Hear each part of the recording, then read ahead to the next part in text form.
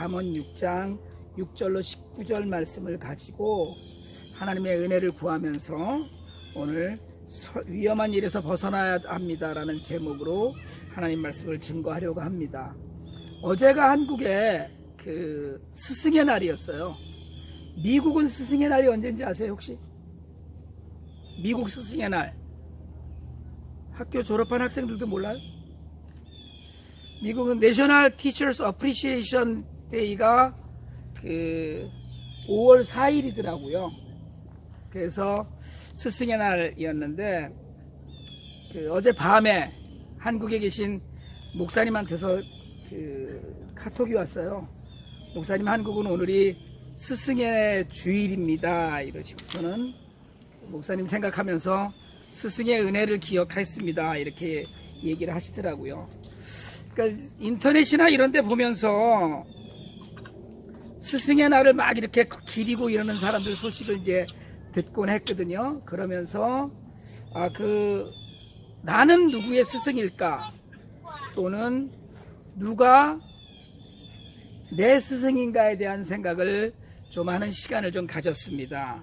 뭐 굳이 공자님 말씀을 떠올리지 않더라도 사람은 세상에 나고 자라면서 스승이 없는 사람은 없어요. 사실은 내 인생을 살아가면서 배워야 하는 사람, 심지어는 배우지 말 것을 가르쳐주는 사람도 우리에게 있습니다. 그래서 무엇을 우리가 배워야 하고 무엇을 배우지 말아야 될 것인가에 대한 판단도 해야 되고요. 그러면서 생각되는 건 참된 스승은 생명을 가르치는 사람입니다. 살아갈 길을.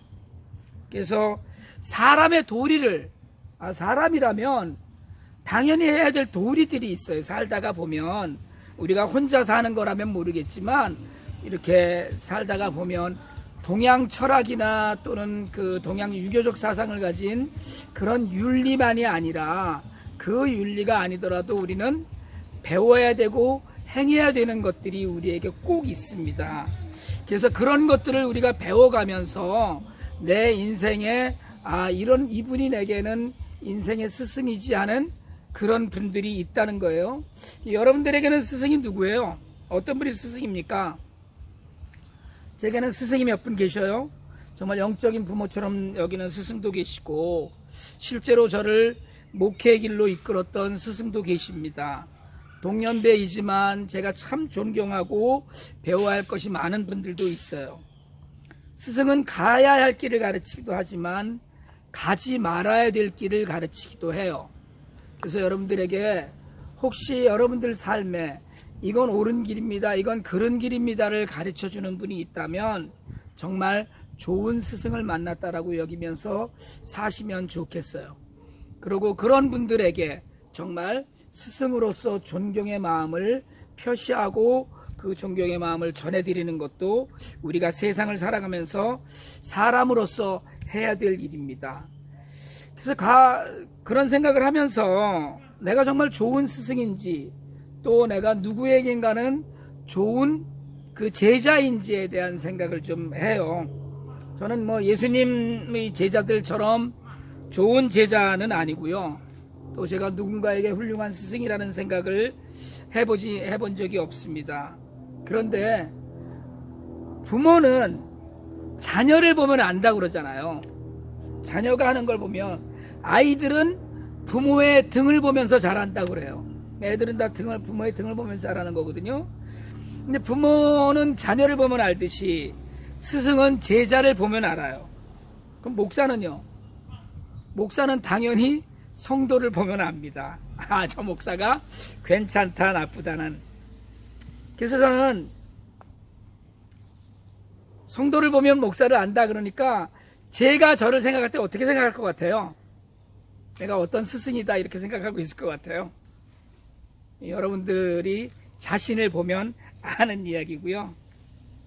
성경은 우리에게 언제나 모범적인 이야기만 하지 않아요. 그래서 때로는 아담에서부터 시작해서 아브라함, 우리가 모세, 다윗 다 실패한 인생의 길을 걸었던 사람들입니다. 그러니까 흠이 많은 사람들이었고요. 그래서 더 말할 것 없이 성경은 오늘날 우리에게 성공한 인생들을 거의 제시하지 못한다 해도 과언이 아니에요. 굉장히 많이 실패한 사람들을 보여줍니다. 부족하고 모자란 인간이 그 성경에서 직접적으로 뭐 별다른 해석이 없어도 우리가 알 수 있는 내용들을 성경이 우리에게 가르칠 때 또는 모범을 보여줄 때, 샘플을 보여줄 때 사실은 정말 너무 훌륭한 샘플을 보여주는 것이 아니라 너무 형편없는 샘플을 보여줌으로써 하나님의 역사하심과 하나님의 은혜를 우리에게 가르칩니다. 사실은 뭐 오늘 잠언은 뭘 잠언을 가지고 설교할 게 뭐 있겠어요? 잠언은 여러분 설교할 내용이 없는 겁니다. 왜냐하면 해석이 따로 없고 적용이 따로 없어요. 그냥 있는 그대로 읽고 있는 그대로 얘기하기만 하면 돼요.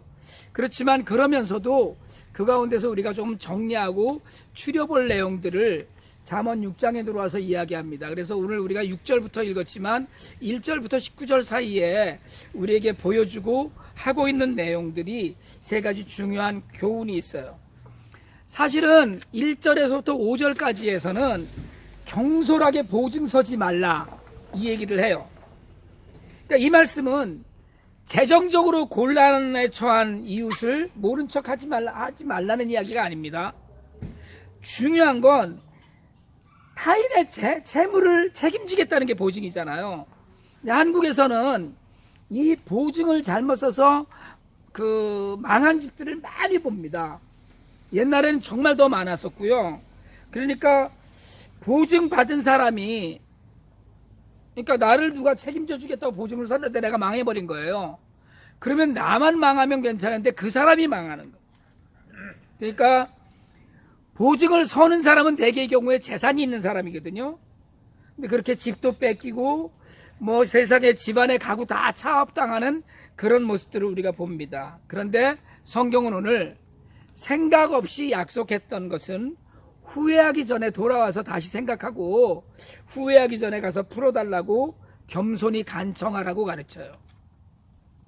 그럼 이게 누가 와서 나 뭘 좀 하려고 그러는데 미국식으로 얘기하자면 크레딧 어사인 좀 해달라는 얘기 아니에요. 이거를 심각하게 잘 고려하면서 하라는 거예요. 내가 정말 그 사람의 모든 것을 책임질 수 있나, 이거를 해놓고 보증을 서놓고 내가 해주겠다고 약속해놓고 그 사람이 모든 것을 완벽하게 책임질 수 있는가에 대한 그 판단이 우리에게 있어야 된다는 겁니다. 물론 뭐 그런 상황이 안 생기면 좋겠지만 보증을 고민해야 될 상황이라면 잠언은 섣부른 약속, 아무 생각 없이 그냥 약속하지 말라고 가르치고 있어요. 그러니까 이게 오히려 다른 일을 돕는 방법으로서 지혜로워야 하고, 이게 지혜로워야 한다는 얘기예요. 다른 이들을 도울 때 돕긴 하는데 오히려 나중에 돌이킬 수 없는 관계의 파국 같은 것, 그런 것들을 당할 수 있다는 거예요. 누가 정말 뭐 미국에 살면서는 사실은 미국은 크레딧 사회라고 하잖아요. 누가 나 뭘 좀 하는데 내가 좀 모자라니까, 내가 안 되니까 나를 좀 도와달라 하는데, 도와달라고 할 때 그냥 뭐 재물로 물질적으로 그냥 도와주는 것은 성경은 분명히 그렇게 이야기해요. 이자를 받을 생각하지 말고 또는 때로는 돌려받을 생각하지 말고 도와주라고 얘기하면서 오늘은 보증은 한 번 더 생각하고 깊이 생각하고 보증을 서라 이렇게 이야기합니다. 뭐 심지어는 뭐 불법적인 보증 같은 것도 있었죠. 그러니까 잠언의 지혜는 심각하게 다시 생각해봐라 이거예요. 그리고 반드시 안 됐을 때도 내가 기꺼운 마음으로 책임지겠다, 이게 있어야 돼요. 그 사람이 잘 될 거를 뭐 잘 될 거야 하면서 그냥 생각 없이 하지 말라는 이야기거든요. 두 번째로는 게으르고 나태하지 말라. 이게 굉장히 위험하다 얘기예요. 그러면서 개미에게 가서, 제가 이 말씀은 그 주중에 묵상 메일로 보내드린 적이 있는데 스스로 판단하고 그리고 열심히 살라는 거예요. 게으르면 강도처럼 가난이 들어온다고 그랬는데 개미를 보고 하되 개미는 우두머리도 없고 지휘관도 없다고 이야기합니다. 이 이야기는 누가 시키지 않아도 열심히 부지런히 자신의 삶을 책임지고 개미는 살아간다는 걸 이야기하고 있는 거예요. 그런 의미에서 사실은 정말 우리가 게으름은 여러분 인생의 가장 위험한 신호입니다. 삶을 좀먹는다고 그러거든요. 그러니까 부지런해야 되는데, 이건 빨리빨리와는 또 다른 얘기예요. 부지런해야 되는데 그냥 우리 옛날에 그런 농담 많이 했거든요. 내일 할 일을 오늘로 미루지 말아라. 그러니까 여러분 내일 할 일이야 그냥 이렇게 생각하고 자꾸 미루는 거예요 사실은. 그런데 사실은 이거를 부지런히 그 말씀을 쫓아서 풍성한 삶을 살려면 게으르게 사는 건 절대로 우리가 생각해 봐야 될 문제입니다. 저는 사실은 제 개인적으로는 제가 많이 게으르다고 생각을 해요. 이게 저한테 있는 가장 큰 문제예요. 굉장히 나름대로는 열심히 한다고 하지만 그냥 스스로 이것도 했어야 되는데 저것도 해야 되는데 하는 생각을 많이 하는데, 여러분 절대로 좀 더 쉬자, 쉬었다가 하지, 미뤄야지, 이런 일은 성경적이지 않다는 걸 꼭 기억해 두시기 바랍니다. 오늘 본문은 그리고 유혹에 빠질 것을 경계해요. 거기에 더해서 하나님이 미워하시는, 하나님이 싫어하시는 몇 가지를 이야기합니다. 첫 번째가 뭐예요? 교만한 눈이에요. 여러분 내 기준을 남에게 잣대로, 교만은 상대가 있습니다. 내가 낫다는 거예요. 그러나 성경은 결코 우리에게 나 자신을 높이지 말라고 얘기합니다. 거짓말하는 혀라고 얘기했어요. 사실은 우리가 순간순간 그냥 적당히 좋은 이야기도 때로는 거짓말이 될 수 있어요. 하나님이 가장 싫어하시는 거라고 이야기해요. 약속이라든가 모든 것들을 할 때 쉽게 내뱉는 이야기가 거짓이 될 때가 많이 있습니다. 무지한 사람의 피를 흘리게 하는 손, 여러분 우리는 전혀 이런 일은 안 하는 것 같죠. 무지한 사람의 피를 흘리게 하는 손. 그러나 내가 내 유익을 위해서 남의 이익을 좀먹는 일, 내 편안과 내 유익을 위해서 다른 이들이 손해보게 하는 일은 무지한 사람의 피를 흘리게 하는 손과 다른 것이 아닙니다. 악한 계교를 꾸미는 마음, 이 마음 안에서 나오는 소리나 이 모든 것들이 사실은 우리에게 이런 것들을 이야기해요. 또 하나, 악한 일을 저지르려고 치닫는 발. 그래서 주님이 그런 이야기 하잖아요. 십자가에 달리실 때 머리에 가시관을 쓰신 이유는 우리가 생각으로 지은 죄 때문에, 손에 못 박힌 이유가 우리가 손으로 다른 이들에게 해를 가하면서 지었던 죄 때문에, 발에 못 박히신 이유가 우리가 범죄의 자리에 드나들었던 죄 때문에 박히셨다고 이야기합니다. 그리고 여섯 번째로는 거짓으로 증거하는 것.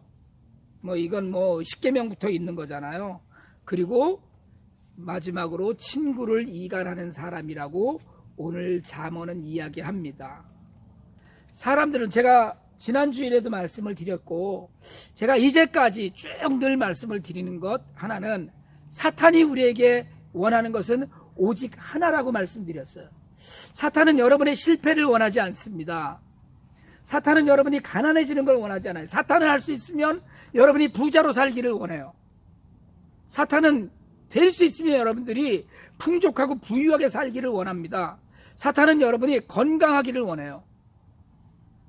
그러나 사탄이 하는 가지 원하는 오직 한 가지, 마음이 나뉘는 거예요. 이간하는 거예요. 이간. 이 사람과 저 사람의 마음이 나뉘고요, 하나님과 나와의 마음이 나뉘는 거예요. 사탄이 우리를 부자로 만들면 우리는 하나님을 잊어버리기가 쉬워요. 그게 사람입니다. 내가 부유하게 풍족하게 게을러도 될 만큼 하는 일마다 잘 되고 돈을 잘 벌면 그때부터 하나님을 잊어버리기 시작을 해요. 그래서 제가 말씀드리는 대로 사탄은 우리가 부유하게 살기를 바라는 거예요. 하는 일마다 잘 되기를, 형통하기를 바라요. 물론 하나님도 우리가 그렇게 사시길 바라요. 살기를 바라고 계셔요. 그럼에도 불구하고 사탄이 우리에게 원하는 것, 하나님이 우리에게 원하는 것, 궁극적인 것, 나눠지게 하는 것은 사탄의 몫이에요. 그러니까 하나님이 싫어하시는 것, 친구들을 이간하는 사람이라고 이야기합니다. 여러분, 더 말해서 뭐 하겠어요?